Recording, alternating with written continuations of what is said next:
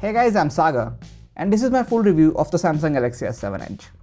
I know that you guys are thinking, the S7 Edge is not a new smartphone, but since I already had a lot of devices at the time this phone came out, I decided to put it on hold. And since the prices came down in early September, I decided to get one before I move on to the iPhone 7. So with that out of the way, let us begin this review with the design of the S7 Edge. It is very much similar to the Galaxy S6, but Samsung has managed to make some refinements at the right places, which makes the S7 Edge look and feel a lot more premium. The slight curve to the edges at the back makes it fit really comfortably in your hand. Everything about this phone screams premium.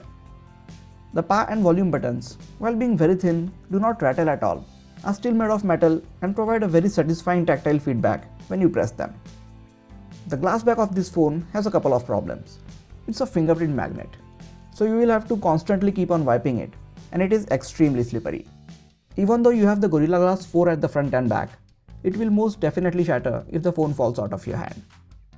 You can use a case with this phone, which will help solve both these problems. This phone has an IP68 water resistance rating, which means you can drop it in water or use it in rain and you still won't have any problems with it. But because of being waterproof, the speaker takes a hit. It is not as loud, lacks bass, and sounds very tinny at higher volumes. And since it is a bottom firing one, it easily gets covered with your hand while playing games. The 5.5-inch Super AMOLED Quad HD display is definitely one of the best that I have ever seen on a smartphone yet. Colors are vibrant and saturated, and because it's an AMOLED panel, you get very deep blacks as well. It is just an amazing display to look at, no matter what you are doing on your smartphone. The Edge display looks good and makes it seem like the display is virtually bezel-less. There are a few Edge apps and shortcuts offered by Samsung, but other than that, there is not much use to it.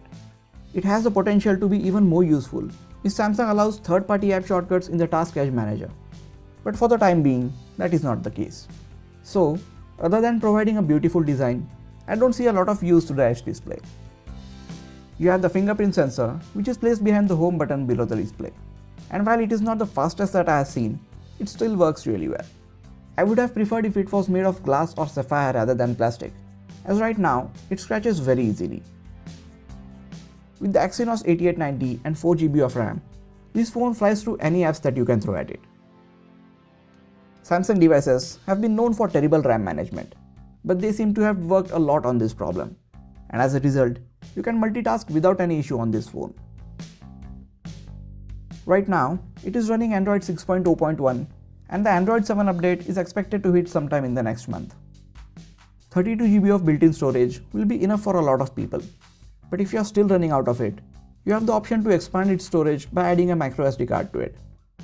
With all these beefy internals, you also get a mammoth 3600 mAh non-removable battery, which is big enough to easily last you for a day and a half. Another great thing about the battery is that it supports fast charging and wireless fast charging as well. The 12-megapixel rear camera takes absolutely amazing images. This is hands down the best stills camera on any smartphone in the market right now. The camera does have optical image stabilization, but the videos are not as smooth as you would like them to be. I have made a detailed camera review and also compared this camera with the iPhone 7 in a separate video. I will leave card to both those videos on the top right corner of the screen and also link them in the description section. You guys should definitely check them out. With the Galaxy Note 7 blown out of its way, the S7 Edge is one of the best premium Android smartphones in the market right now. I would actually go a step further and call it the prettiest smartphone in the market right now. Google's Pixel is definitely a worthy competitor, but I think when you consider the price to performance ratio, the S7 Edge wins by quite a margin. If you think that the S7 Edge is very big for your hands, or if you just don't want the Edge display, I would suggest you to take a look at the regular Galaxy S7. With the exception of the display and battery size, both the S7 and S7 Edge pack the exact same internals. I personally went with the S7 Edge mainly for its larger battery. That is it for this video guys. Let me know your thoughts about the Galaxy S7 Edge in the comment section. Please hit the like button if you enjoyed this video and also subscribe to the channel for more quality tech videos like this. You can also check out some of the other videos on this channel. This is Saga and I'll catch you guys in the next video. Take care.